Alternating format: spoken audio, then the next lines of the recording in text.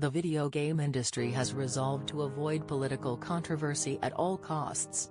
The major developers and publishers have declined to speak openly with journalists, including The Ringer, about the provocative political connotations of popular titles, including Call of Duty, Wolfenstein, Far Cry, Detroit, and The Division, for fear of irritating consumers, activists, and trolls, especially reactionary trolls associated with the undead harassment campaign, Gamergate. Since Donald Trump's election, 3 major video game titles, all developed by Western studios, have incorporated provocative political elements, including settings, characters, dialogue, and themes.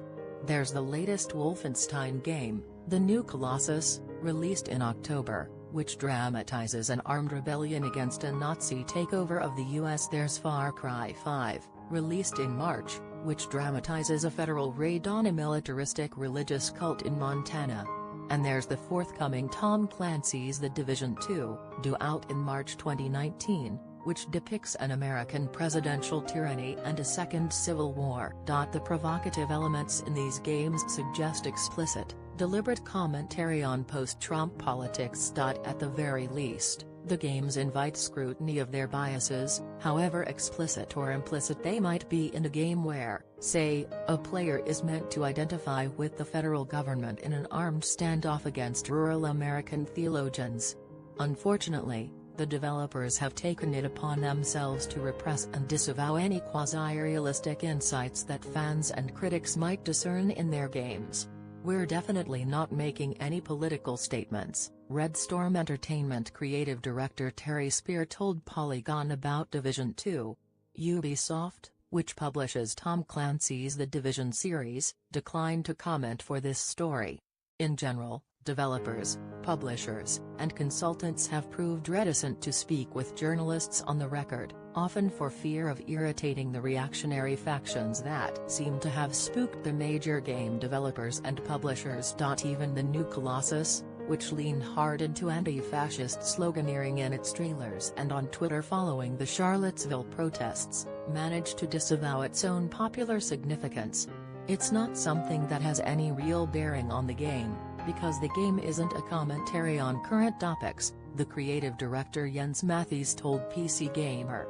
Bethesda Softworks, which published The New Colossus, did not respond to a request for comment. In March, the White House hosted a summit for President Trump to meet with North American leaders of the video game industry. Trump meant to discuss violent video games, which, many activists argue, inspire school shootings. The reasoning is specious. For 2 decades now, researchers have repeatedly debunked the suggestion that first-person shooters inspire school massacres. But the Trump administration seized on the popular misconception in order to distract the prevailing political discourse from a more sensible, practical argument for strict gun control laws.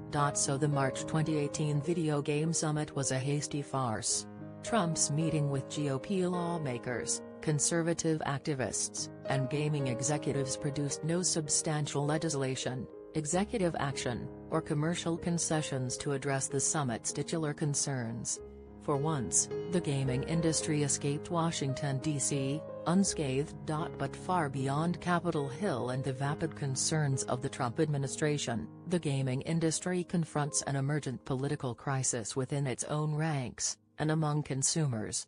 In the wake of Gamergate, and, more recently, following Trump's election, Western video game companies have grown fearful of political agitators and radicalized fans, who often mobilize online to harass game developers. Accordingly, the companies have publicly disavowed the political significance of their games, including narrative games with loud, clear, and prominent political connotations. Apart from defending itself from the perennial debate over CGI violence, the video game industry is a tepid political force.